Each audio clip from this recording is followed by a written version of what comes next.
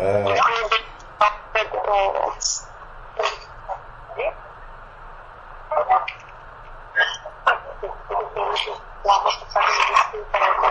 il y a un micro qui est ouvert.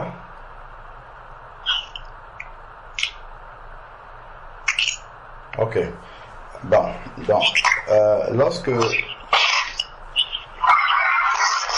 le Seigneur nous appelle à lui, il nous fait passer par la nouvelle naissance et on s'engage dans le processus de perfectionnement avec le Seigneur, avec pour objectif final, comme nous pouvons lire dans Éphésiens chapitre 4 verset 13, d'atteindre la stature parfaite de Christ. Donc, le frère disait tout à l'heure qu'il vaut mieux la fin d'une chose que son commencement.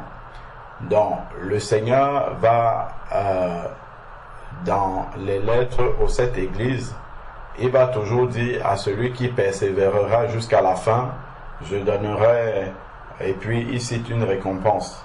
Donc, le Seigneur nous a engagés et il ne nous a pas cachés. Hein. Et il le dit, je crois même dans Luc 14, où il dit en fait que lorsque quelqu'un commence à construire une maison, il faut qu'il s'asseye d'abord et qu'il calcule la dépense pour voir s'il en aura suffisamment pour aller jusqu'au bout de la construction. Donc on voit en fait que le Seigneur Jésus-Christ, quand il attirait les âmes à lui, il était tout de suite clair par rapport à ça. C'est-à-dire qu'il ne cachait rien du tout. Il permettait aux personnes qui s'approchaient de lui de réaliser déjà le chemin qu'ils ont à faire avec le Seigneur. Donc c'est tout un cheminement, c'est une marche. La marche vers Canaan, elle ne s'est pas faite en une journée. On voit qu'il y a eu il y a eu la traversée de la mer Rouge, il y a eu le désert, ça a duré 40 ans avec toutes les péripéties qu'on connaît. Et puis au final, il y a 2 personnes qui sont entrées dans Canaan. Donc on voit vraiment que c'est un chemin, c'est un chemin dans lequel le Seigneur nous demande de persévérer.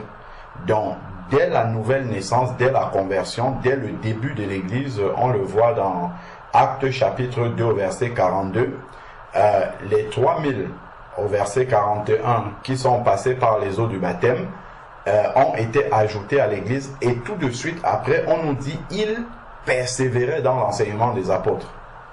Donc tout de suite après la conversion, la notion de la persévérance intervient directement. Donc persévérer en fait c'est dans le sens de persister à faire quelque chose malgré les difficultés, malgré les obstacles, malgré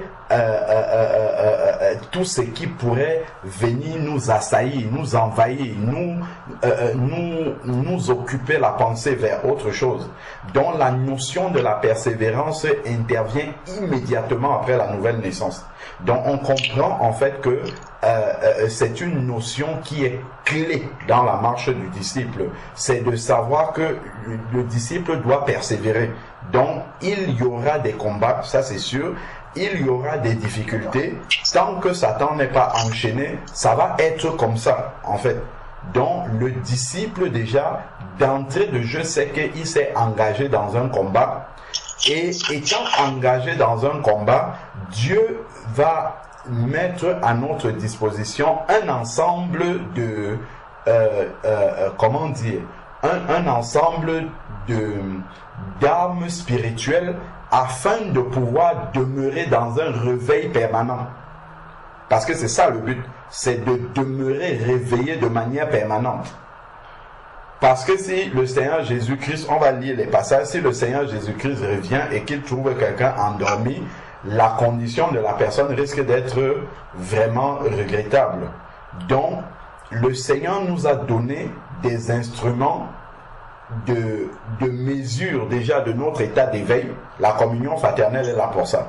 Dans la communion fraternelle, on peut ressentir si on est en train de s'endormir ou si on est à moitié endormi ou à moitié réveillé. À moins que toute la communion fraternelle, si tout le monde s'endort dans la communion fraternelle, là c'est très dangereux alors. Là c'est très très dangereux. Parce que effectivement, le but de la communion fraternelle, c'est que lorsque l'un commence à être sur la pente descendante, que celui qui est réveillé booste les autres. Booste les autres afin que les autres puissent se réveiller également pour revenir. C'est ça le but. Parce que, a priori, dans la communion fraternelle, tout le monde n'est pas censé, hein, j'ai envie de le dire comme ça, n'est pas censé s'endormir en même temps. Donc, si tout le monde s'endort au même moment, c'est que il y a un problème de fond. Donc, bon, de l'autre côté également, si on voit, alors, donc, là, j'ai mon micro qui se coupe d'un côté. Alors, donc, si dans la communion fraternelle... Allô? Oui, là, c'est bon, je suis. D'accord, oui. Donc, si dans la communion fraternelle, tout le monde s'endort au même moment, c'est que là, il y a vraiment un problème. Si maintenant, il y a quelques-uns seulement qui sont bouillants et la majorité refroidit, qu'est-ce qui va se passer? Si vous prenez, un seau d'eau bien bouillante et que vous venez chacun avec un bol, voilà, un bol d'eau froide, vous versez. Chacun vient, il verse son eau froide dans l'eau bouillante. Vous allez voir que l'eau qui est bouillante là va devenir tiède au fur et à mesure, tiède, et après ça va se refroidir. Ça va se refroidir complètement au fur et à mesure que dans l'eau bouillante, on rajoute de l'eau froide. Ça, en fait, ça montre que si dans une communion fraternelle, il y en a plus qui sont froids que ceux qui sont bouillants, en fait, finalement, ceux qui sont bouillants risquent de devenir froids eux-mêmes. D'où la nécessité que ceux qui sont froids réalisent rapidement que, attention, nous sommes froids, il faut qu'on se réveille rapidement pour rattraper, sinon on est tous en danger. On est tous en danger, donc ça, c'est quelque chose qu'il faut réaliser dès le départ. Donc on a dit, il persévérait dans l'enseignement. Donc l'enseignement n'est pas quelque chose qui va se faire sans obstacle. Il y a des fois où on a des difficultés à recevoir l'enseignement. Même celui qui enseigne a des difficultés à transmettre les messages qu'il reçoit. Lui-même, il est pensif, ainsi de suite. Mais on doit persévérer. Donc, on doit s'accrocher, on doit demeurer au pied du Seigneur pour que le Seigneur nous recharge nos batteries afin que nous puissions continuer. Ensuite, nous sommes dans Actes chapitre 2, verset 42. Il persévérait dans la communion fraternelle. La communion fraternelle n'est pas une option. Ce n'est pas je vais à la communion fraternelle quand je veux. Quand je suis fatigué, je dors chez moi, ou bien je m'assois et puis je suis pensif, ou bien je m'endors. C'est que ça ne va rien produire. Ça ne va produire que la paresse. La communion fraternelle est quelque chose qui se prépare d'abord dans la prière. Si pour que ça donne quelque chose, il faut qu'on ait préparé ça dans la prière, qu'on aille en étant rempli du Saint-Esprit. Comme ça, là, ça va produire quelque chose. Là, quand on va arriver vraiment, on sera centré sur le Seigneur et puis on va avancer dans ce sens. Donc, il persévérait dans la communion fraternelle. C'est l'endroit où on s'encourage les uns les autres. C'est l'endroit où on intercède les uns pour les autres. C'est l'endroit où on prend les sujets de prière des autres et que l'on va porter maintenant en privé de manière à ne pas rester oisif comme la parole de Dieu nous le dit. Donc, c'est l'endroit où quand tu vas arriver étant découragé, tu vas entendre le témoignage d'un frère, d'une sœur que le Seigneur a conduit cette semaine, que le Seigneur a délivré de quelque chose cette semaine, ainsi de suite. Tu vas repartir étant encouragé. Tu vas entendre que, ah oui, voilà, telle personne le Seigneur l'a conduit de telle manière, il y a telle âme qui est venue, là là tu vas dire, oh Seigneur, je me suis endormi. Là, il y a un problème. Il y a quelque chose qui ne va pas. Comment les autres reçoivent, je sais pas moi, des paroles de connaissance, et ainsi de suite. Pourquoi moi je suis endormi? Et ça va te pousser à te réveiller. Ça, c'est la communion fraternelle. Mais il faut qu'on ait compris le but. La fraction du pain. Dans l'enseignement de la fraction du pain, il y a le message de la mort du Seigneur, de sa résurrection, du retour de Jésus. Dans la fraction du pain, il y a le message du retour de Jésus. Et donc, justement, quand on réalise que, parce qu'on a tellement entendu que Jésus revient, que finalement, on a fini par s'accommoder à ce message-là et il n'est plus nouveau dans nos cœurs. Il faut que nous prions pour que ce message soit toujours nouveau dans nos cœurs, parce que c'est une prophétie qui va vraiment se réaliser. Et il ne faudrait pas qu'elle se réalise quand nous sommes en train de nous demander pourquoi je suis froid. Je ne dois pas être en train de me demander pourquoi je suis froid. Je dois réaliser que je suis froid et sortir de là rapidement. Donc, la fraction du pain et ensuite les prières. Prier sans cesse. Donc, le Seigneur nous a donné un ensemble d'équipements spirituels pour nous permettre d'avoir le réveil permanent, d'être réveillé de manière permanente. Donc, tout de suite, quand je réalise qu'il y a une baisse de régime, je dois prendre du temps déjà dans la présence de Dieu. Ça, c'est la manière dont on doit. Il y a, certes, le réveil collectif en tant qu'assemblée, mais si vous réalisez que vous êtes, quel mot vous avez utilisé? Si vous réalisez en fait que vous êtes devenu tiède en tant qu'assemblée, ça veut dire que individuellement vous êtes devenu tiède chacun de son côté. Donc, avant même de prendre un moment en tant qu'assemblée pour chercher la face de Dieu, il faut que chacun revienne d'abord personnellement dans sa communion personnelle avec le Seigneur, dans sa vie de prière avec le Seigneur, dans sa vie de jeûne avec le Seigneur, dans sa vie de prière en esprit. Pour ceux qui sont baptisés dans le Saint-Esprit, prier en langue personnellement, passer des moments dans l'adoration, dans le jeûne personnel, en sorte que lorsque vous allez arriver en assemblée, quand les autres vont voir la manière dont vous êtes bouillant, la manière dont vous adorez le Seigneur, la manière dont vous êtes rempli du Saint-Esprit, là, ça sera une prédication sans que vous n'ouvrez la bouche. Les autres vont comprendre immédiatement que tiens, oula, là on s'est vraiment endormi. Voilà un frère, voilà une sœur qui est vraiment connecté au Seigneur. C'est-à-dire que pour qu'il y ait un réveil collectif, il faut déjà un réveil individuel de chacun d'entre vous. Chacun doit déjà prendre. Quand je dis chacun d'entre vous, c'est parce que c'est l'église de Nice qui a posé le problème. En fait, c'est chacun d'entre nous. Ça, c'est un sujet qui nous concerne nous tous. Ce n'est pas seulement l'affaire de l'église de Nice. Le Seigneur a peut-être ouvert les yeux là-dessus, là-bas, mais c'est vraiment une affaire. Ça nous concerne nous tous.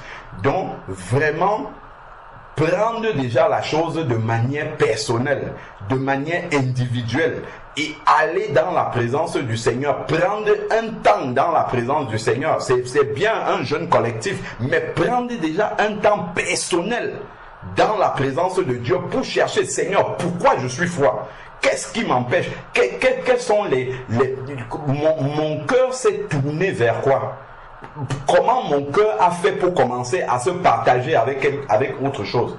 Comment mon cœur a fait pour commencer à s'appesantir sur autre chose que ta présence? Seigneur, révèle-moi d'où je suis tombé. Église d'Éphèse. Souviens-toi d'où tu es tombé, reviens et pratique tes premières œuvres. Seigneur, c'est à partir de quel moment que j'ai commencé à me refroidir? Seigneur, révèle-moi, que je prenne conscience de cette porte qui est éventuellement ouverte dans ma vie spirituelle et que je ferme cette porte-là rapidement, que je revienne dans la présence de Dieu. Prenons Éphésiens chapitre 5. Le Seigneur nous donne toutes ces armes-là dont nous devons faire usage. En fait, le Seigneur, il nous a dit comment nous devons faire pour vivre avec lui, pour demeurer réveillés de manière permanente. Parce que c'est ça, c'est que parfois, on va décoller pendant un moment Après, à un autre moment, bon, on baisse le régime. Donc, ça fait un peu comme une vie spirituelle en dents de scie. De temps en temps, on est bien, comment dire, on avance avec le Seigneur. Après, on pique encore, on s'endort un peu, on est dans pas mal de choses. Après, on revient encore avec le Seigneur. Non, il faut qu'on demeure bouillant tout le temps. Il faut qu'on soit constant dans le Seigneur. Dans Éphésiens chapitre 5. Éphésiens chapitre 5. Si nous prenons à partir du verset Éphésiens chapitre 5. Éphésiens chapitre 5. Nous pouvons prendre à partir du verset 14.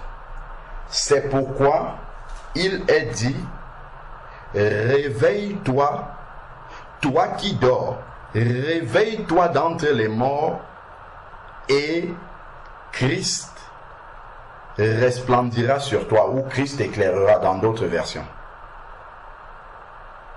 Donc ici, c'est l'épître aux Éphésiens, c'est censé s'adresser à ceux qui sont convertis.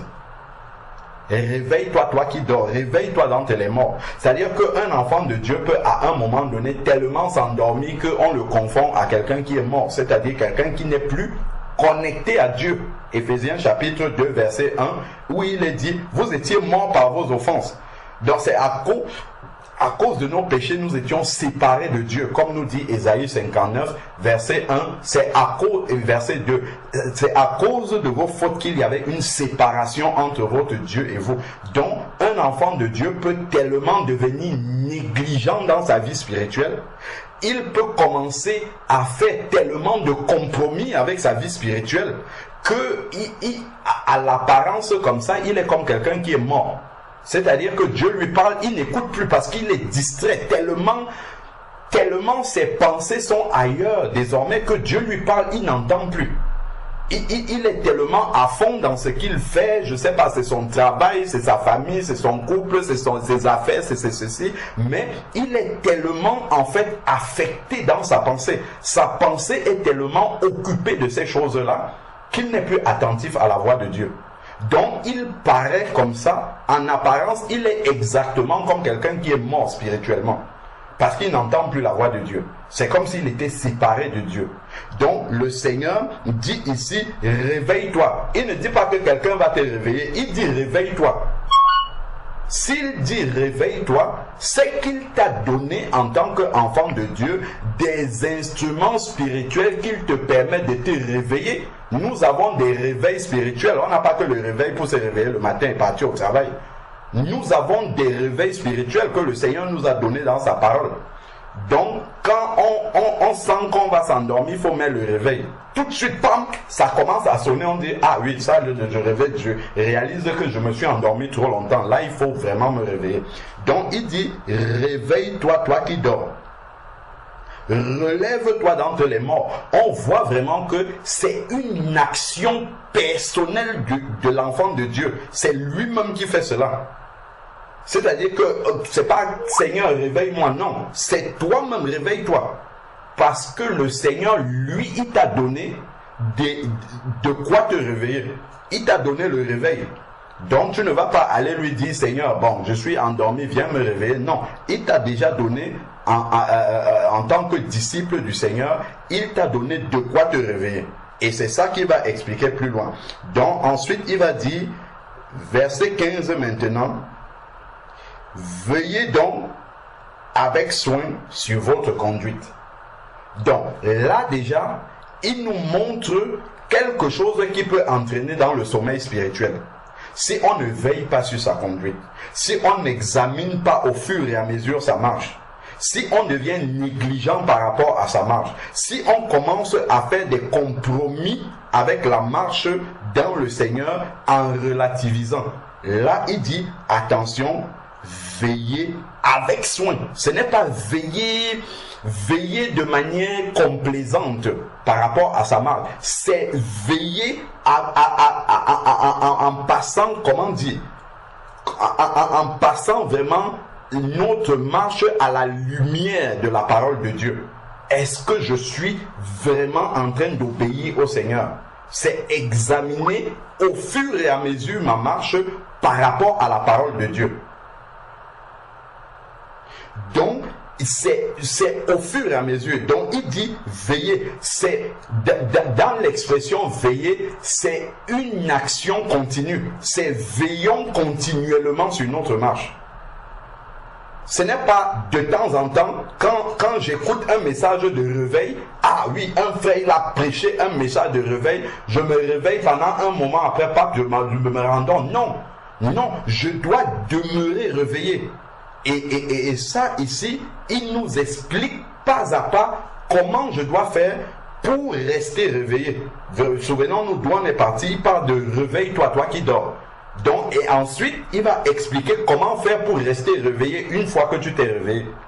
Et c'est ça que nous perdons souvent. Donc, il dit veillez avec soin sur votre conduite. On a compris ce que ça veut dire examiner ses voies au fur et à mesure de manière continuelle à la lumière de la parole de Dieu.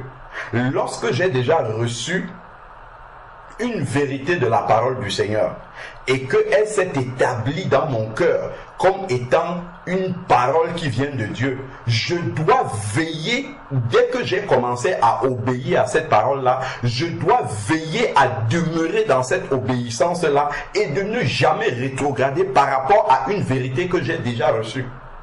Ce n'est pas que pendant un moment, parce que j'ai entendu un message, je commence à obéir. Après, à un moment donné, je me fatigue d'obéir. À un moment donné, je commence à dire, bon, ce n'est pas ça le plus important. De toute manière, on peut aussi faire comme ça. On dit non. Si on commence à relativiser l'obéissance, c'est comme ça qu'on ne va plus veiller avec soin dans notre marche. On va peut-être veiller, mais veiller de manière complaisante. C'est-à-dire qu'on va arrondir les angles, on va dire, bon, jeûner, ce n'est pas très important, jeûne de temps en temps, bon, si je m'en souviens. Non, si tu sais que ça te maintient connecté au Seigneur, crucifie la chair, fais-le. Si tu dois prier la nuit, réveille-toi, prie la nuit. Ne dis pas, ah, c'est pas grave, je prierai de... Non, fais-le. Parce que ça va te maintenir éveillé. C'est comme cela, en fait, que on commence à perdre la présence de Dieu. Ah bon, je vais pas méditer 1-2 jours, c'est pas grave, je me rattrape. Non, il faut méditer. Il faut le faire. Il persévérer dans l'enseignement. Oui, il y a l'enseignement qu'on écoute, mais il y a l'enseignement que le Saint-Esprit nous donne lui-même personnellement quand nous méditons la parole. Il y a des enseignements directs qu'il nous donne sans passer par un enseignant de la parole du Seigneur. Donc, je dois veiller avec soin là-dessus. Donc, je dois me faire violence. Ce n'est pas par hasard que le Seigneur nous dit dans les évangiles que depuis le temps de Jean-Baptiste, le royaume de Dieu est forcé. Et ce sont les violents qui s'en emparent. Donc la violence, ce n'est pas simplement violent pour arracher les âmes au royaume des ténèbres. C'est la violence par rapport à notre chair. Parce que la chair ne va jamais nous laisser suivre Dieu comme il le faut. La chair va se fatiguer. La chair va s'arrêter en route et puis elle va commencer à nous donner des bons, comment dire, des alibis dans notre pensée. Dire bon non, c'est pas très grave, tu en fais trop, tu peux laisser comme ça. Et c'est comme ça que le sommeil spirituel va commencer tout doucement. Tu vas commencer à t'endormir tranquillement comme ça parce que tu as commencé à relativiser les choses. Donc, il ne faudrait pas que nous relativisons. Donc, il dit, non comme des fous. Donc, veillons, nous sommes dans Éphésiens chapitre 5, verset 15. Veillons donc avec soin sur notre conduite. On a compris, non comme des fous, mais comme des sages. Donc, nous devons prier constamment pour demander au Seigneur de nous donner sa sagesse. Pour veiller avec la sagesse de Dieu sur notre marche. Veillons avec la sagesse que le Seigneur nous donne. Ensuite, maintenant, on a vu qu'on est parti de réveil-toi, non? Il dit maintenant, rachetez le temps, car les jours sont mauvais. Ce n'est pas le temps d'être parlé. La sœur Hortense disait ça tout à l'heure. Ce n'est pas le temps d'être paresseux maintenant. Ce n'est pas le temps de commencer à divaguer sur sa marche spirituelle. C'est le temps de s'affermir. Le temps est fini. Le Seigneur vient. Il est à la porte. Là, ce n'est plus le temps de se demander, ah, est-ce que ceci... Non, c'est le temps d'être prêt. D'avoir les bagages déjà vidés complètement pour pouvoir partir. Il demande de racheter le temps. Rachetons le temps. Donc là où on voit qu'il y a encore des portes ouvertes, fermons-les une à une. Tac, tac, on ferme. C'est ça. Rachetons le temps. Rapprochons-nous de Dieu. Prenons, d'ailleurs, il va expliquer après comment est-ce qu'on rachète le temps. Racheter le temps, car les jours sont mauvais. Quand il parle des jours mauvais, Satan fait ce qu'il est en train de faire. Forcément, nous lisons dans 1 Jean chapitre 5 verset 19 que ce monde-ci est dominé par le malin. Donc, nécessairement, il nous est dit aussi dans 2 Thessaloniciens chapitre 3, vers le verset, chapitre 2, autant pour moi, vers le verset 9 et 10, que la manifestation de l'impie se fera par beaucoup de signes, de miracles mensongers, ainsi de suite.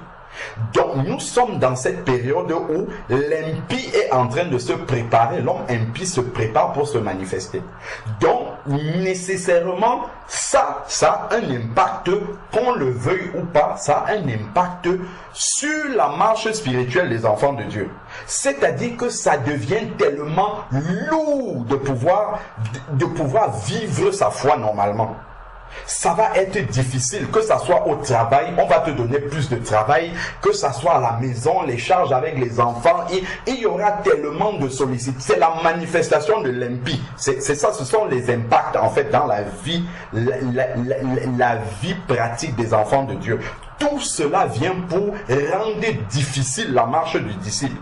Donc si quelqu'un n'a pas conscience de ça et comprend que en fait les temps ne vont pas aller en s'allégeant, les temps ne vont pas aller en facilitant la marche du disciple. Ça va aller en se compliquant. Il faudra être vraiment violent pour pouvoir garder le cap avec le Seigneur, pour pouvoir continuer à entretenir la flamme avec Jésus-Christ, pour pouvoir continuer à avoir une véritable vie de prière, une véritable vie dans le jeûne, dans l'adoration. Ça sera très difficile au fur et à mesure qu'on va avancer. Donc il faut déjà en avoir conscience, et quand on a conscience de ça, on ménage sa monture aussi. On prend des dispositions par rapport à ça. On ne s'endort pas. On comprend que non, là, maintenant même, on a la grâce, on est encore en assemblée. Il y a frère Lucio, il y a frère Danilo qui est là pour me réveiller. Il viendra peut-être un temps où la persécution va arriver, où ça sera difficile. Je ne pourrai même plus voir frère Danilo pour me dire, Alain Patrick, tu es endormi. Il faudra que j'ai cultivé en moi que j'ai acquis par la parole de Dieu toutes ces armes-là qui me permettent moi-même de réaliser que je suis endormi, sans plus compter sur mon frère. Parce qu'il viendra un temps où peut-être je ne pourrai plus avoir la possibilité d'avoir mes frères avec moi à côté. Comment je vais faire à ce moment-là? Si je n'ai pas appris vraiment à demeurer réveillé moi-même, à me réveiller moi-même et plutôt aller réveiller ceux qui sont endormis. Donc c'est important, c'est bien la communion fraternelle, on s'exhorte les uns les autres, mais c'est important aussi d'avoir une marche personnelle, une intimité personnelle avec le Seigneur qui nous permette en fait de venir dans la communion fraternelle et de déposer au bénéfice des autres ce que nous avons reçu personnellement du Seigneur dans la communion. Et ça nous permet de rester réveillés. Je dois arriver à la communion fraternelle comme si toute la communion fraternelle là ne dépendait que de moi, de ma connexion avec le Seigneur. Si chacun arrive comme ça, nous arriverons tous remplis. Chacun prendrait le temps de chercher la présence du Seigneur, de chercher la face de Dieu pour ne pas venir les mains vides, pour venir avec ce que le Seigneur lui a donné. Et c'est comme ça que on va demeurer dans une connexion permanente avec le Seigneur et qu'on sera rempli constamment. Donc ça, les jours sont mauvais. Donc il nous prévient que les jours sont mauvais. Donc tout ce que l'homme impie est en train de faire, le malin est en train de faire pour préparer l'arrivée de l'homme impie, forcément il y a des répercussions dans la marche des disciples. C'est de plus en plus difficile. De plus en plus difficile de pouvoir vivre cette connexion-là avec le Seigneur. Et les choses ne vont pas aller en s'améliorant. Donc il faut déjà qu'on soit préparé, habitué à cela, à ce que ça soit comme ça. Et d'ailleurs, c'est ce que le Seigneur donne comme message à la fin de la Bible. Dans le livre d'Apocalypse, regardons les conclusions des 7 livres-là, des 7 épîtres aux différentes églises. C'est la même chose. Il n'y a à aucune église, le Seigneur dit que oh, ça va être simple, assois-toi, tout va tomber du ciel. Non, il ne dit pas ça. Il dit que ça va être difficile. Il dit que les temps vont être difficiles. Et donc, il exhorte les églises en disant, celui qui persévérera jusqu'à la fin, celui qui gardera la parole de la persévérance jusqu'au bout, je lui donnerai la couronne de ceci. Celui qui, on voit toujours que, celui qui combattra le bon combat jusqu'au bout, on voit toujours qu'il y a cet encouragement du Seigneur à la persévérance. Cet encouragement à s'accrocher, cet encouragement à demeurer ferme, à rester bouillant. Ce n'est pas « je suis devenu bouillant et après je me refroidis ». Non, je suis devenu bouillant et je dois demeurer bouillant. Rester dans la présence du Seigneur pour être bouillant tout le temps. Donc ensuite, maintenant, il dit « racheter les jours sont mauvais ». C'est comme ça qu'on peut le comprendre. Ensuite, maintenant, verset 17, il dit « maintenant que nous avons compris que les jours sont mauvais ». On peut passer le temps à prier pour que les jours ne soient pas mauvais. C'est déjà écrit ici là que les jours sont mauvais. Si je gardons un doigt ici là, on va revenir. Allons dans Timothée, 2 Timothée chapitre 3 verset 1. 2 Timothée chapitre 3 verset 1. Sache que dans les derniers jours surgiront des temps difficiles. Voici Paul qui vient reconfirmer ça encore ici à Timothée. Donc si je me mets à prier pour que les temps ne soient pas difficiles, je perds mon temps. C'est une prophétie, ça va être comme ça. Il dit que dans les derniers temps, nous confessons bien que Jésus revient bientôt. Donc ce n'est que annoncer d'avance déjà que les temps seront difficiles. Donc là on commence à voir les prémices des temps difficiles. Donc ça là, ça ne va pas changer. Donc c'est à moi de m'adapter aux temps difficiles. C'est à moi de m'adapter à suivre le Seigneur pendant les temps difficiles. Pendant les moments où voilà, c'est compliqué de pouvoir vivre sa foi. C'est compliqué de pouvoir demeurer bouillant. C'est parce qu'il y a tant de sollicitations, tant de choses qui viennent pour me détourner. Retournons dans Éphésiens chapitre 5. Éphésiens chapitre 5. Ensuite il dit,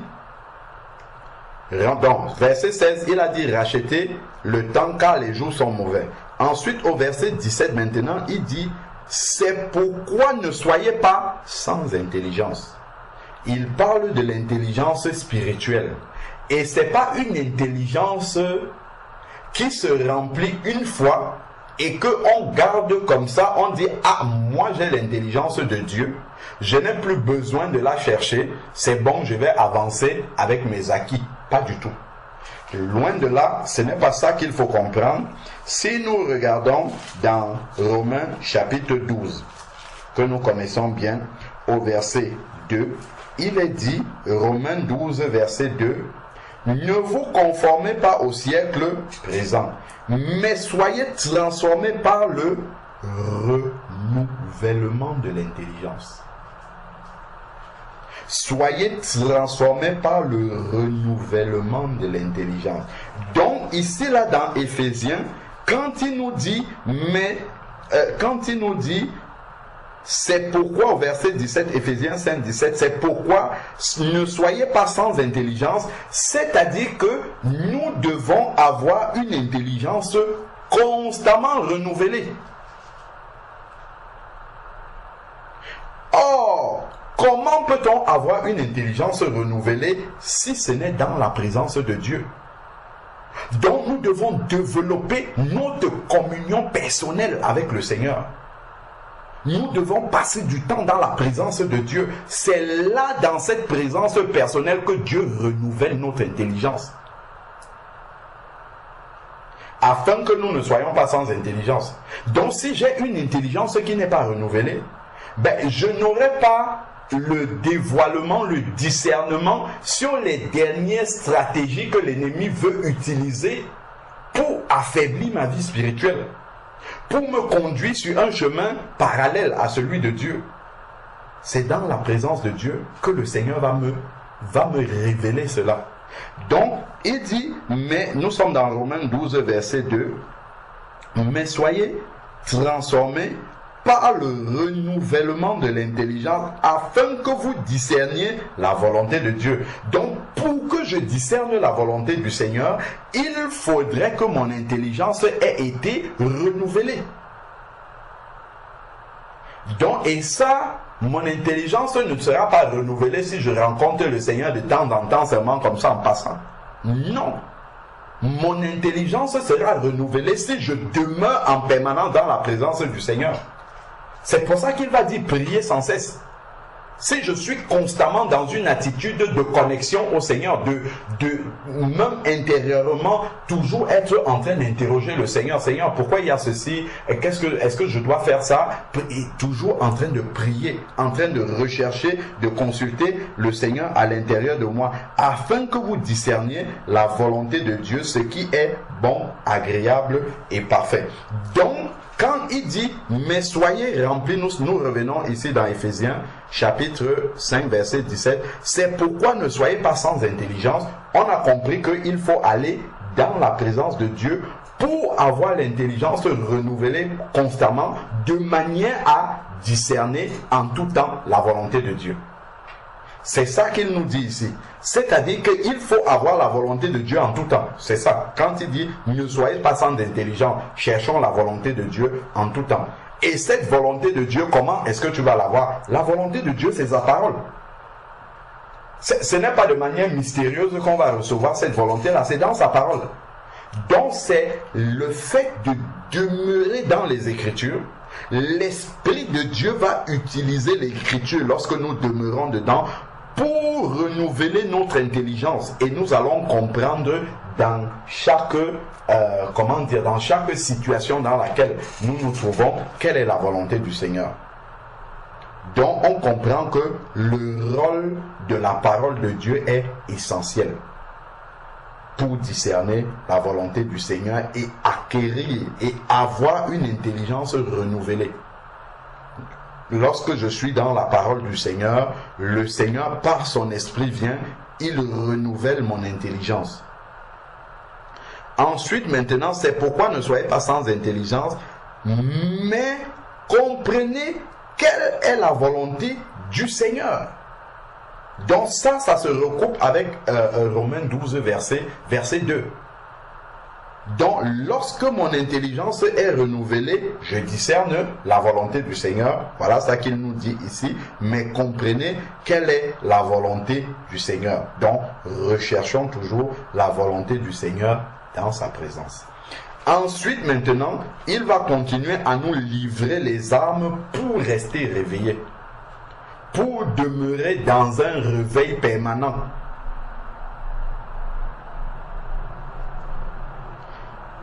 Il dit, ne vous enivrez pas de vin. Ça serait la pire des choses à faire.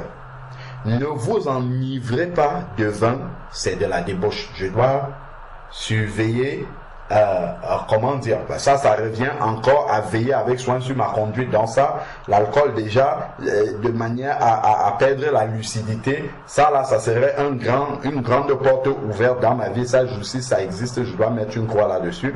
Ensuite, maintenant, il dit, mais soyez remplis du Saint-Esprit.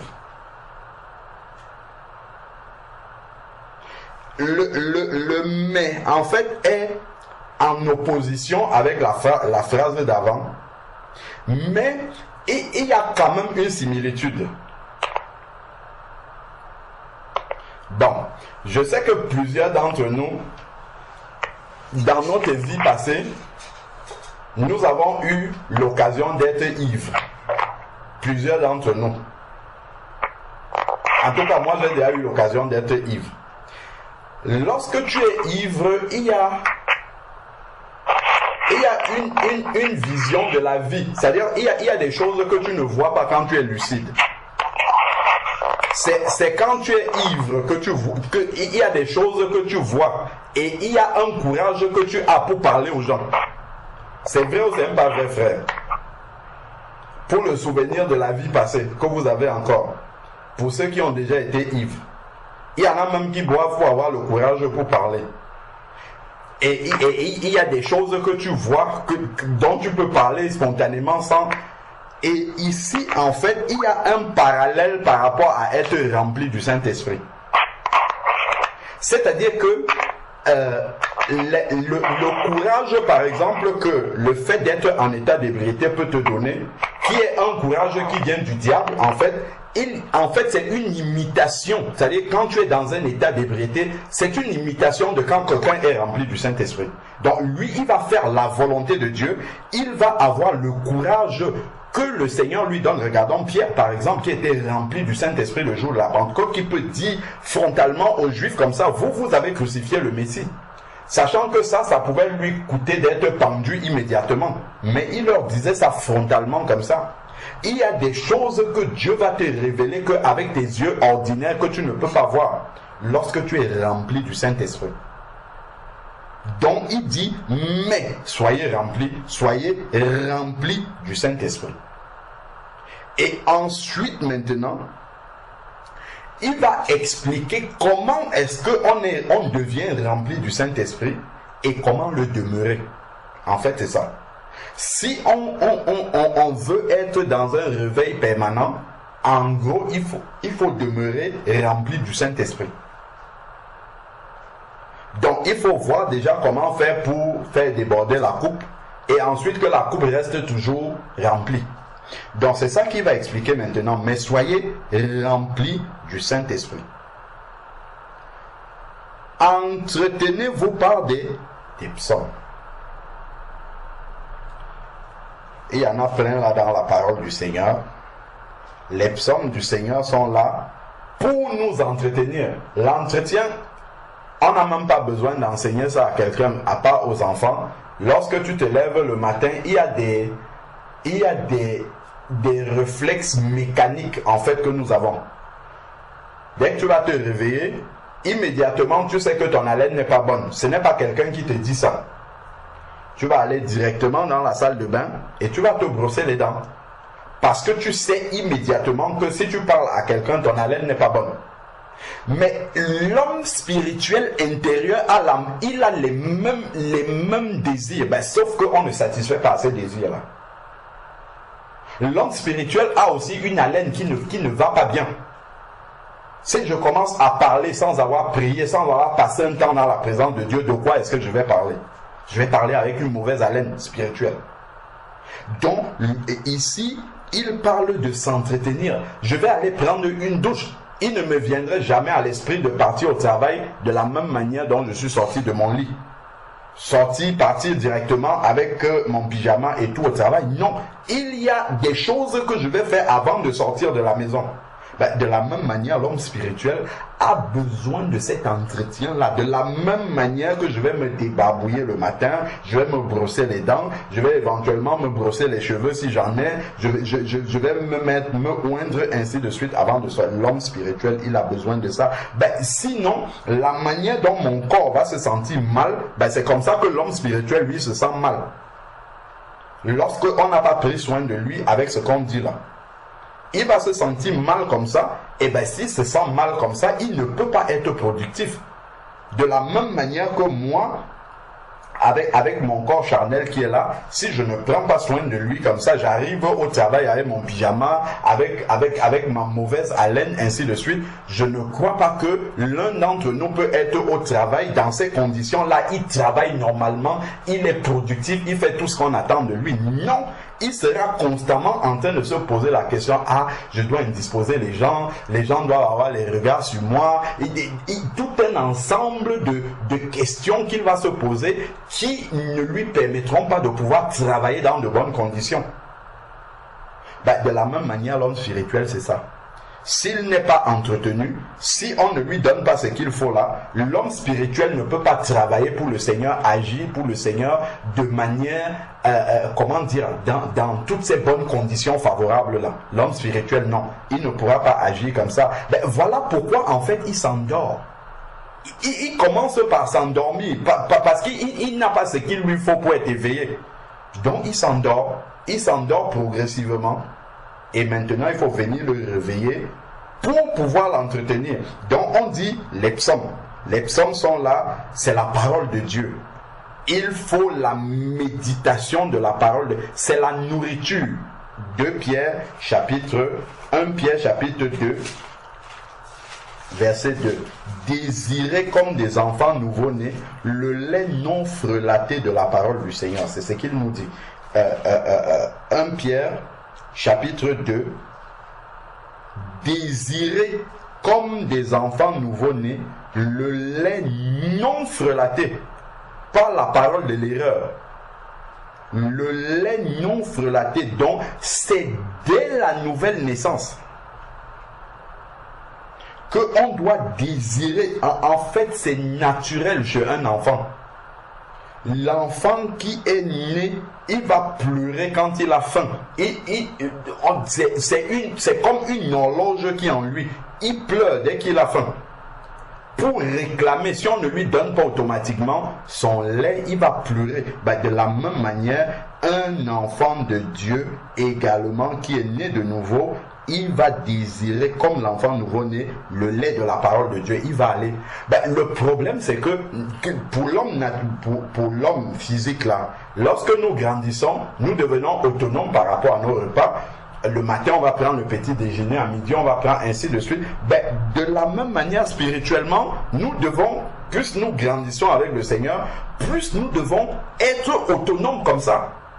C'est-à-dire qu'on ne doit pas attendre une exhortation qui nous dit « Ah frère, il faut que tu passes de temps dans la prière, il faut que tu passes de temps dans le jeûne, la méditation. » Non, on n'a pas besoin de ça. Ça doit être aussi automatique que lorsque un adulte sait que bon, à midi, l'heure va bientôt approcher, il faut que je mange, il faut que je trouve de quoi manger, ainsi de suite. C'est ça l'adulte spirituel. L'adulte spirituel a déjà cette faculté de dire que bon, ok, aujourd'hui, je vais peut-être manger un sandwich à midi, demain je vais manger une salade, il doit avoir cette autonomie-là. Il ne doit pas se laisser aller comme ça. Voilà, il médite quand il peut, il prie quand il veut. Non, ça va donner de la médiocrité spirituelle et ça va conduire au sommeil. L'homme spirituel ne peut pas se nourrir d'autre chose que de ça. Si on ne lui donne pas ça, il va s'endormir. Il ne va pas s'affectionner aux choses d'en haut. C'est ce que nous dit Colossiens. Affectionnez-vous aux choses d'en haut. Pensez constamment. Comment est-ce que ta pensée va être constamment connectée à en haut si tu ne l'as pas nourrie avant avec la parole de Dieu qui te permet de rester connecté avec en haut? Mais là, en fait, ça ne pourra pas se faire de manière automatique. Donc, si tu ne vas pas toi-même à la source, comme on disait, en te faisant violent, en allant dans la présence du Seigneur, sachant que tu as besoin de cette présence-là, elle ne se fera pas automatiquement. Et le temps va passer, tu vas relativiser, et c'est comme ça que tu vas t'endormir progressivement.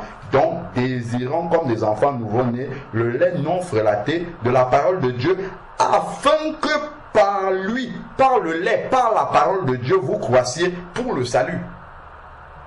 Ça, c'est aussi valable pour celui qui vient de naître de nouveau spirituellement que pour celui qui est plus ancien dans la foi. On ne cesse jamais de croître. Donc, là, c'est vrai que celui qui a grandi dans la foi ne va plus prendre le lait, il va peut-être prendre la nourriture solide, mais il va continuer à croître pour le salut. Il va s'affermir davantage. Donc, la parole de Dieu, on revient dans Éphésiens chapitre 5, verset 18, verset 19, entretenez-vous par les psaumes. Les psaumes, en fait, c'est la parole de Dieu qui était chantée dans le temple. Donc, c'est la parole du Seigneur. Les hymnes. Là, on nous parle de l'adoration ici. L'adoration est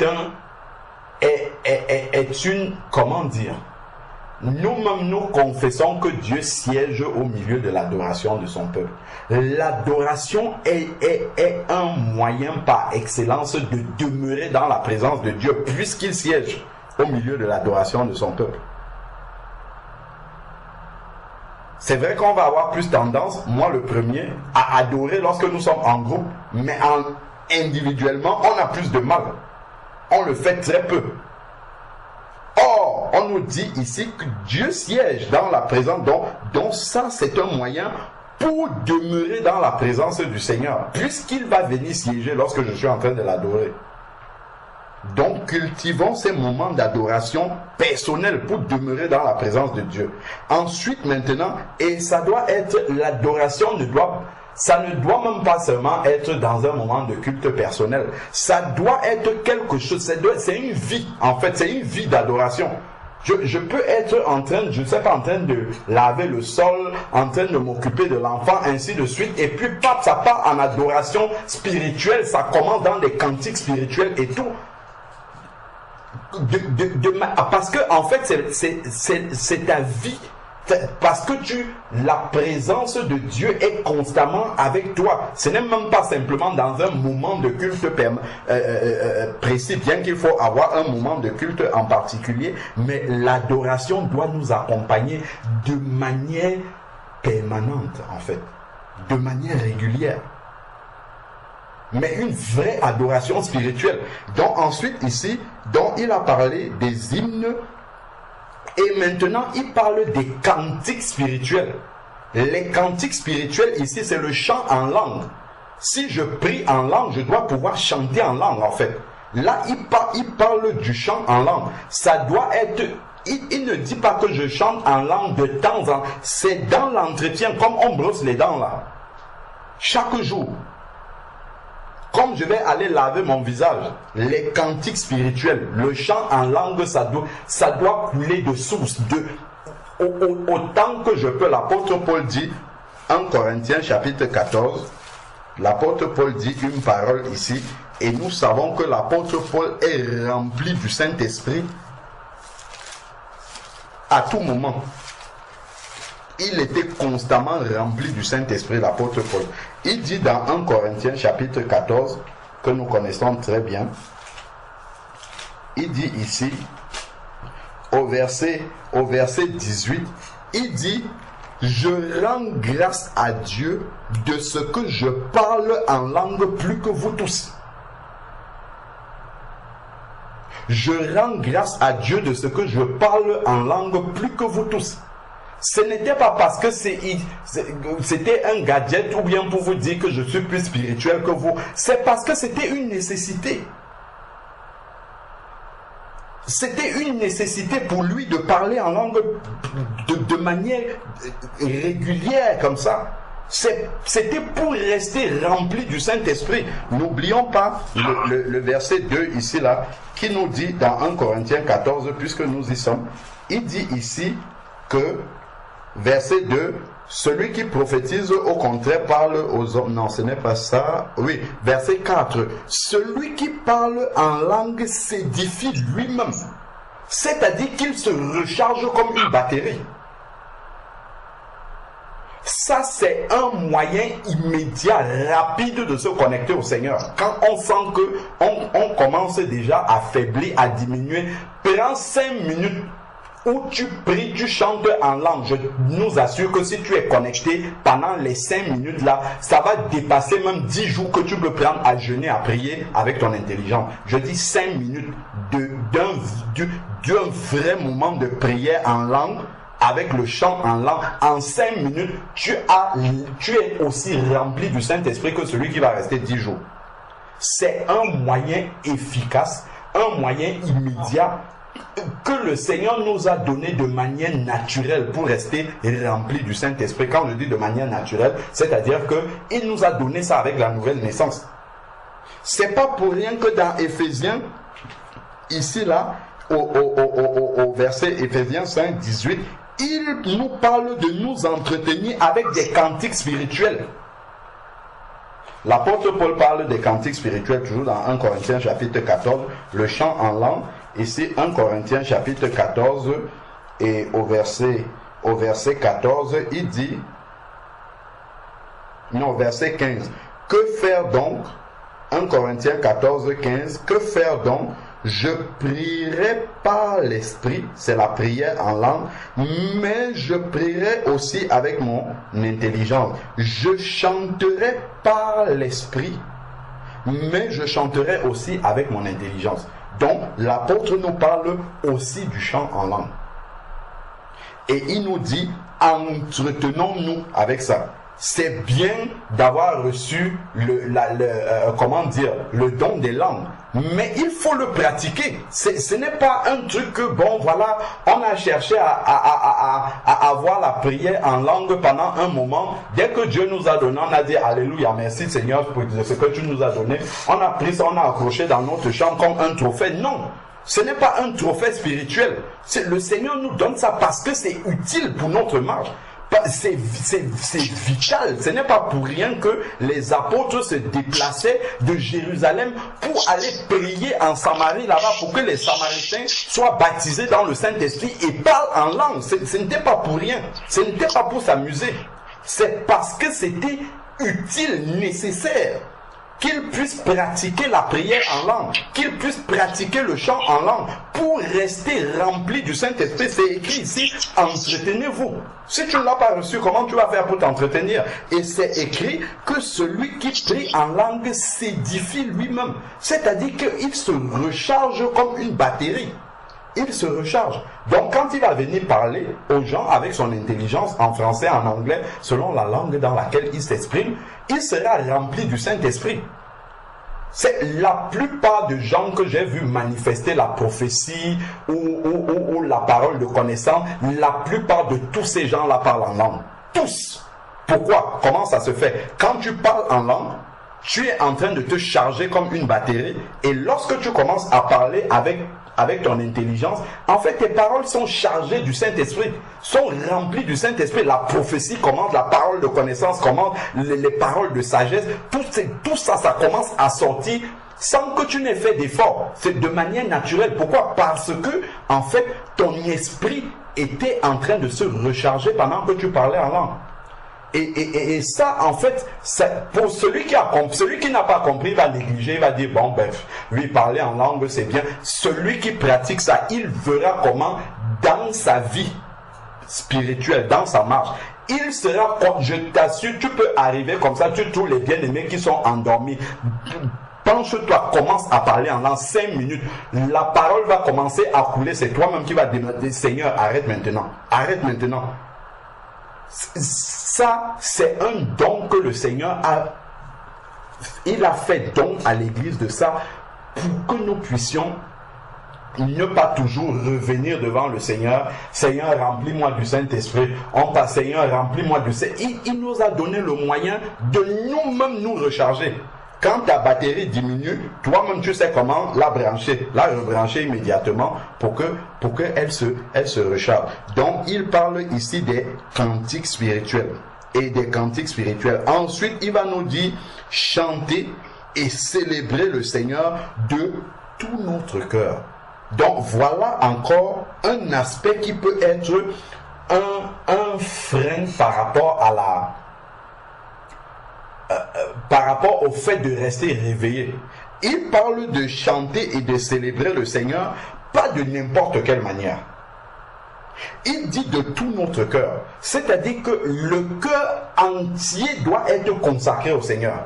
Si le cœur est partagé avec autre chose, si le cœur est divisé, si le cœur est à cheval entre deux choses, on hésite, on veut ça, on ne veut pas ça, ça là en fait, ça fera en sorte que on ne pourra pas vraiment entretenir cet être spirituel, cet homme intérieur là, de la manière dont le Seigneur nous demande de le faire ici. Ça ne portera pas les fruits que le Seigneur a promis ici. Chanter et célébrer le Seigneur de tout votre cœur, pas d'une partie de notre cœur. Pas des déchets de notre cœur, c'est-à-dire la partie quand on a déjà utilisé toute la partie de notre cœur pour consacrer ça à ce que nous aimons bien, le reste on donne au Seigneur. Non, il dit de tout notre cœur. C'est le cœur entier qui doit célébrer le Seigneur et élever le nom du Seigneur.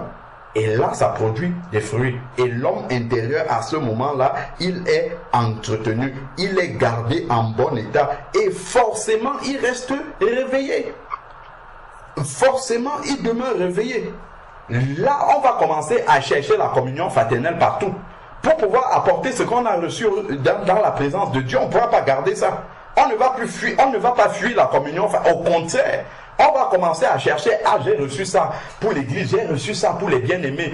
Ben, Seigneur, ouvre une porte, donne une occasion pour que je rencontre les frères et sœurs pour leur donner ce que j'ai reçu dans ta présence. Ben, effectivement, si je ne demeure pas dans cela, je n'aurai rien à dire.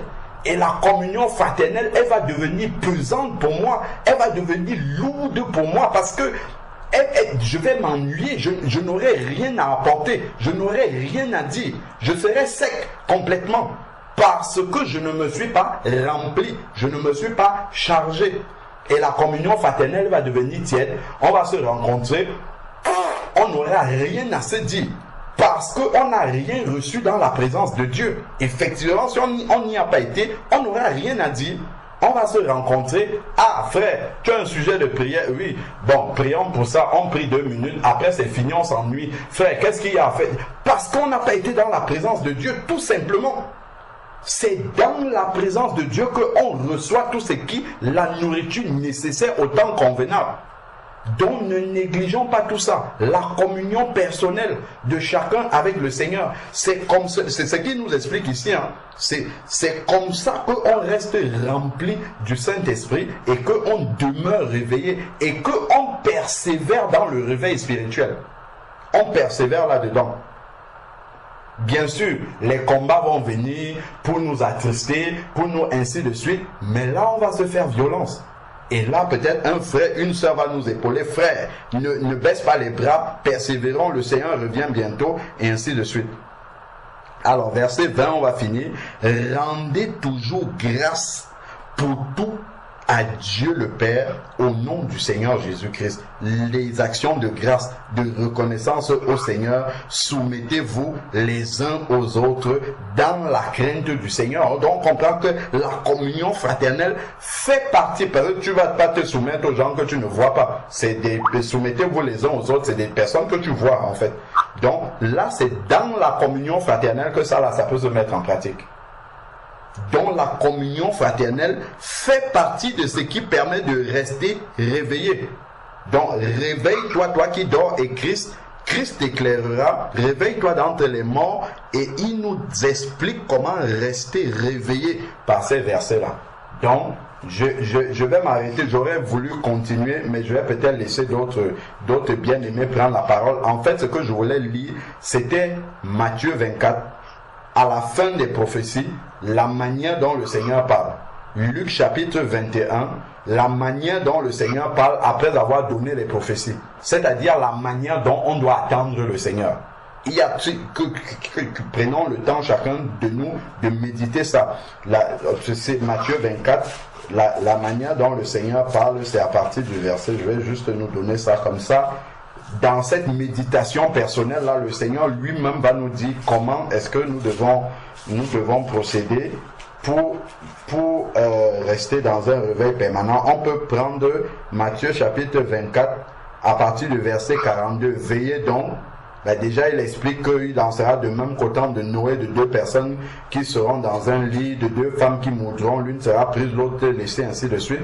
Quand il finit de conclure, après à partir du verset 42, on peut prendre jusqu'à 51, il va dire veillez donc, puisque vous ne savez pas quel jour votre Seigneur viendra. Il parle de veiller. Ensuite, il dit, sachez-le bien, si le maître de la maison savait à quelle veille de la nuit le voleur doit venir, il veillerait et ne laisserait pas percer sa maison. Donc, après avoir parlé des signes de la fin, il parle maintenant de la veille, la manière dont nous devons veiller pour rester prêts, en fait. Pour rester prêt, c'est ça là. Donc je ne vais pas commenter, je lis simplement. C'est pourquoi vous aussi, tenez-vous prêts.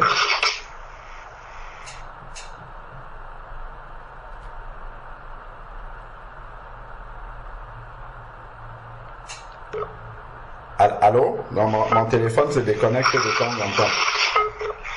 Oui, on te suit, il y a un micro qui est ouvert là, et c'est ça que... Donc, nous étions, ce sont juste des textes de méditation que je nous donne personnellement, que chacun de nous, que nous prenions le temps pour méditer ces passages-là. Donc ensuite, s'il savait, nous sommes dans Matthieu 24, verset 43, sachez-le bien, si le maître de la maison savait à quelle veille de la nuit le voleur doit venir, il veillerait et ne laisserait pas percer sa maison. C'est pourquoi vous aussi, tenez-vous prêts, car le Fils de l'homme viendra à l'heure où vous n'y penserez pas. Donc, dès l'instant déjà où je sais que le Seigneur peut revenir à l'heure où je n'y pense pas, qu'est-ce que je dois faire? Je dois y penser constamment. Comme ça, je ne serai pas surpris, tout simplement. Je dois y penser constamment, donc constamment en train de me préparer. Donc, et il n'y a pas à en faire, comment dire, à en faire une obsession. Non, si je vis simplement, comme Éphésiens chapitre 5 m'a demandé de vivre, en fait, je serai prêt tout le temps. Je serai prêt tout le temps, je serai constamment... comment dire, je serai constamment bouillant, je serai constamment dans un réveil permanent et donc prêt en fait de manière naturelle. Je serai prêt au retour du Seigneur. Ensuite au verset 45, il dit: quel est donc le serviteur fidèle et prudent que le maître a établi sur ses biens pour leur donner la nourriture au temps convenable. Heureux ce serviteur que son maître à son arrivée trouvera pas endormi, trouvera pas froid, mais trouvera occupé de la sorte. Avec quoi est-ce que je m'occupe? Qu'est-ce qui occupe la pensée de mon cœur? C'est vers quoi en fait que mon cœur se concentre? Quand je me lève le matin comme ça, la pensée de mon cœur, qu'est-ce que mon cœur a envie de réaliser? Est-ce que c'est de faire la volonté du maître? Ou bien mon cœur est dans différentes pensées, ainsi de suite. Donc, ça, ce sont des sujets de méditation, hein, quand nous allons lire là. Donc, trouvera occupé de la sorte. En vérité, je vous le dis, il l'établira sur tout ce qu'il possède. Ensuite, maintenant, mais si c'est un mauvais serviteur qui dit en lui-même, mon maître tarde à venir, s'il commence à battre ses compagnons, s'il mange et boit avec les ivrognes. En fait, ici, là, c'est très caricatural. On va dire, non, moi, je suis un enfant de Dieu, ça ne me concerne pas. Oui, de manière caricaturale comme ça, non, ça ne nous concerne pas. Mais en fait, ici, si nous voulons comprendre ce qui nous concerne, il nous parle des compromis. Ça là, je suis déjà dans le compromis en fait ici. C'est du compromis dont il est en train de parler. Bon, j'avance. Verset 50 maintenant. Le maître de ce serviteur viendra le jour où il ne s'y attend pas. Et à l'heure qu'il ne connaît pas. Il le mettra en pièces et le fera partager le sort des hypocrites. C'est là où il y a des pleurs et des grincements dedans. On parle d'un serviteur, on parle du maître. Le maître, c'est qui? C'est Jésus-Christ. Il n'y a pas deux maîtres dans la parole de Dieu. C'est Jésus-Christ. On parle de serviteurs, c'est qui? Ce sont les enfants de Dieu. Les serviteurs du Seigneur ne sont pas les gens du dehors, ce sont les gens du dedans. Mais regardons bien ce qui est écrit ici là. Il le mettra en pièces et lui fera partager le sort des hypocrites. Donc les hypocrites, en fait, ce sont les gens du dehors normalement. Mais quelqu'un qui est serviteur, le maître lui fera partager le sort de ceux qui sont dehors. Celui qui dit qu'un enfant de Dieu ne peut pas perdre son salut, voilà, c'est écrit ici. Hein. C'est pas nous qui inventons, c'est écrit ici là. Le serviteur, c'est un enfant de Dieu. Mais il peut se retrouver à partager le sort de ceux du dehors, qui sont les hypocrites. Parce qu'il n'a pas veillé. D'où l'importance de veiller, justement. et d'être trouvés attachés à la tâche que le maître nous a donnée. Et ensuite, la suite ici, là, il dit, si on n'a pas compris le sort des hypocrites et qu'on se dit, bon, non, de toute manière, je suis un enfant de Dieu, c'est bon, sauvé, une fois sauvé pour toujours, je peux dormir, Dieu viendra, il va me réveiller et puis on va partir ensemble. Regardons bien. Il dit ici, il partagera le sort des hypocrites et ensuite il dit, c'est là, si on n'a pas compris, c'est là où il y a des pleurs et des grincements de dents. Là, il parle ici, là, du séjour des morts, il parle de l'enfer. Et ça, il parle des serviteurs. Ce sont des enfants de Dieu dont il parle ici, là. Il y a cette possibilité-là. Donc, le sommeil spirituel, on doit comprendre qu'on doit veiller. Il faut veiller. C'est le Seigneur, c'est Jésus même qui parle. Hein. Ce n'est pas un apôtre qui parle ici. C'est Jésus même qui parle. Il parle de ses propres serviteurs. C'est-à-dire de ses propres enfants. Et il parle du serviteur qui n'aura pas agi de la bonne façon, qui n'aura pas trouvé en train occupé de la sorte. C'est-à-dire qu'il y a une préparation pour attendre Jésus-Christ. Donc s'il ne nous trouve pas occupés à cette préparation-là pour l'attendre, il nous parle bien du sort avec les hypocrites, des pleurs et des grincements de dents. Marc chapitre 13, qui parle aussi de ça. Donc ça c'est un premier texte à méditer. Marc chapitre 13 parle du retour de Jésus aussi. Et Marc chapitre 13, si on prend à partir du verset 32 jusqu'au verset 37, on peut méditer ça aussi. Verset 32 à 37, il dit, pour ce qui est du jour et de l'heure, personne ne les connaît. Pas même les anges dans le ciel, pas même le Fils, mais le Père seul. Prenez garde. Donc, ensuite, maintenant, voilà les exhortations du Seigneur, et c'est ça qui nous intéresse. Prenez garde, veillez et priez. Veillez et priez. On veille sur nos voies et on prie. Veillez et priez, car vous ne savez pas quand ce sera le moment. Il en sera comme d'un homme qui part en voyage, laisse sa maison, donne le pouvoir à qui? À ses serviteurs, ses enfants que nous sommes. À chacun sa tâche. Donc il y a un travail. Il y a une tâche que le Seigneur a laissée à chacun d'entre nous. Et il faut que chacun soit occupé à cette tâche-là. C'est pour ça qu'il disait dans Matthieu 24, occupé de la sorte. Donc on ne doit pas être dans l'oisiveté en attendant que voilà le Seigneur revienne comme ça et puis que les choses se passent. Non, il a donné à chacun une tâche, donc il y a un travail à faire. Et commande au portier de veiller. Ensuite verset 35, veillez donc car vous ne savez pas quand viendra le maître de la maison, le soir ou au milieu de la nuit ou au chant du coq ou le matin. Craignez. C'est aux serviteurs qu'il dit, hein? C'est aux enfants de Dieu qu'il dit ça. Parce que nous on peut dire, bon, ok, bah, de toute façon nous on est sauvés.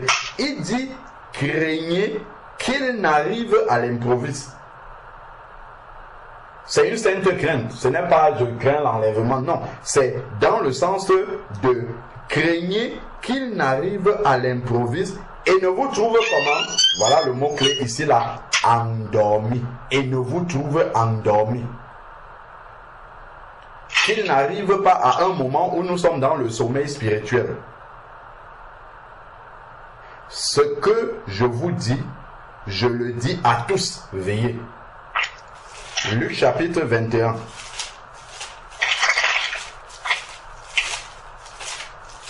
Tu vois, c'est le dernier texte. Luc chapitre 21 qui parle aussi du retour du Seigneur.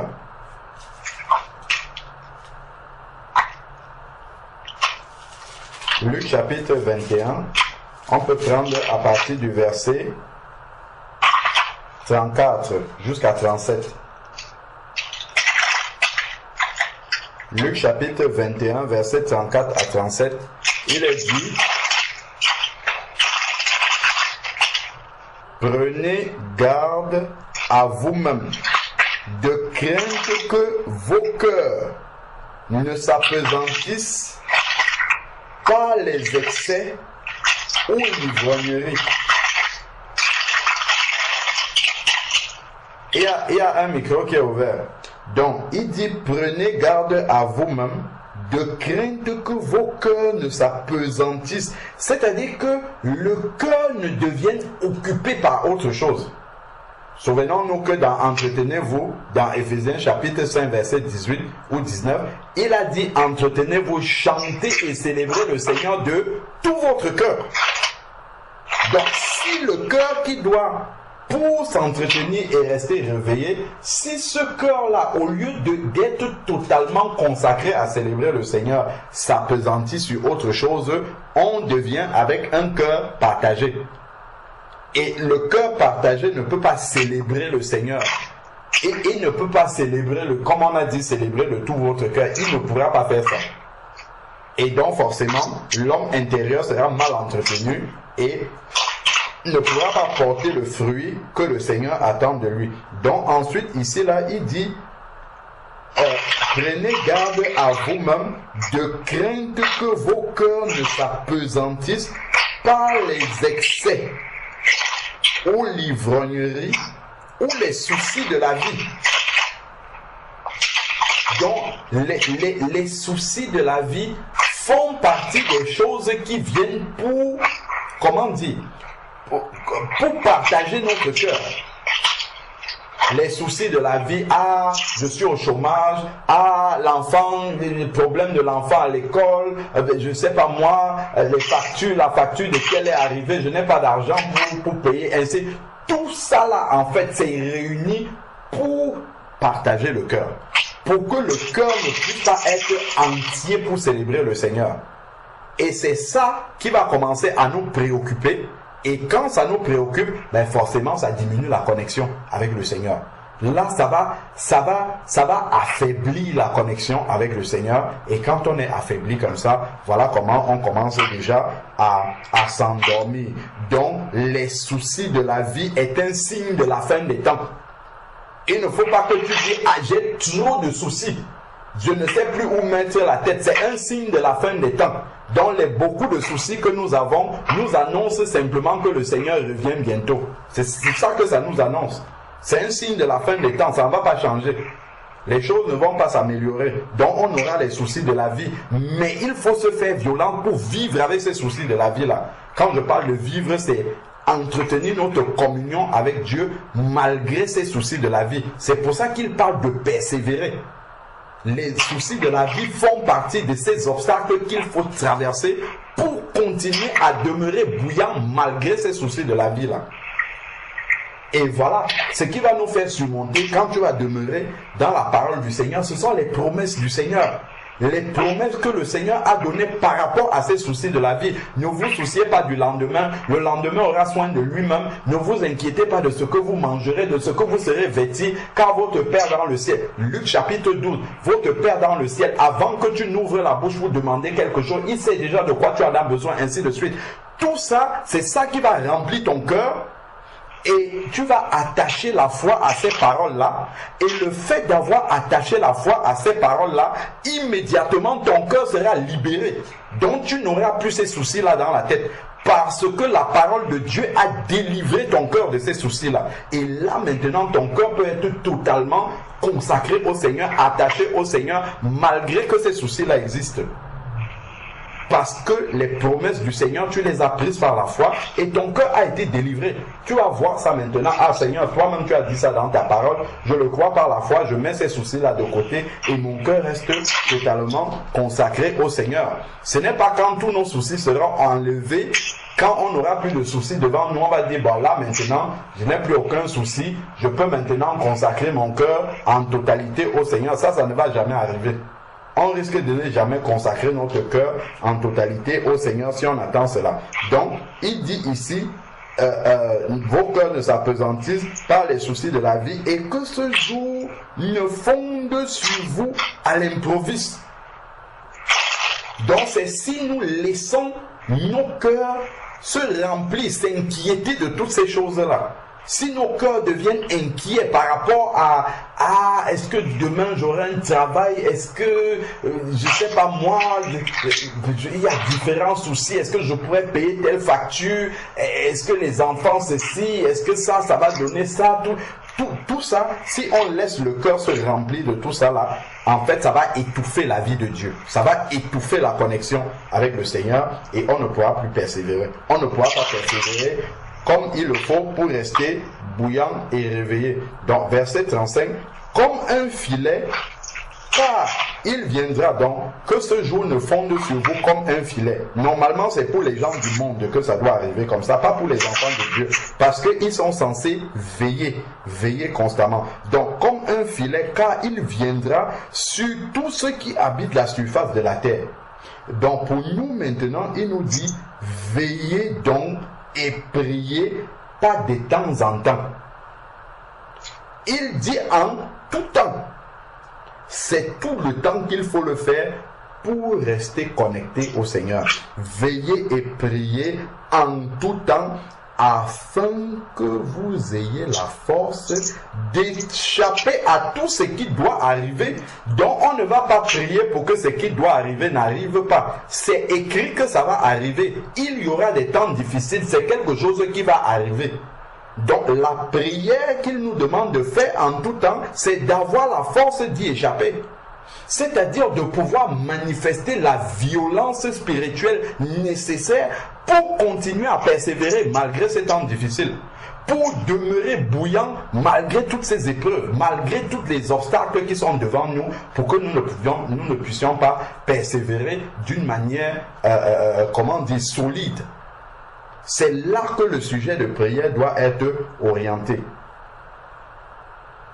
Afin que vous ayez la force pour échapper à tout ce qui doit. Donc c'est une certitude que ça va arriver et de paraître debout devant le Fils de l'homme.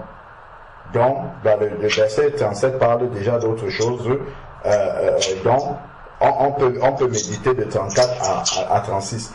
Donc voilà un peu quelques exhortations. À ça, on peut ajouter les lettres de cette église. Si on veut vraiment méditer de manière un peu plus riche, les encouragements du Seigneur à pouvoir persévérer, lisons aussi les lettres pour cette église. Donc voilà vraiment quelques sujets d'encouragement, quelques sujets d'exhortation également que j'avais dans le cœur pour chacun d'entre nous par rapport au message qui a été annoncé, l'interpellation, en tout cas la première direction dans laquelle les bien-aimés de Nice sont conduites par rapport au fait d'être endormis, ainsi de suite. Même si le Seigneur donne encore d'autres précisions, ça c'est un message permanent en fait pour un enfant de Dieu par rapport à la fin des temps dans laquelle nous sommes. Il faut restons vraiment éveillés, faisons-nous violence parce que c'est ce qu'il faut pour demeurer réveillés et que le Seigneur nous soutienne vraiment dans cette marche-là. Amen. Amen. Amen. Amen.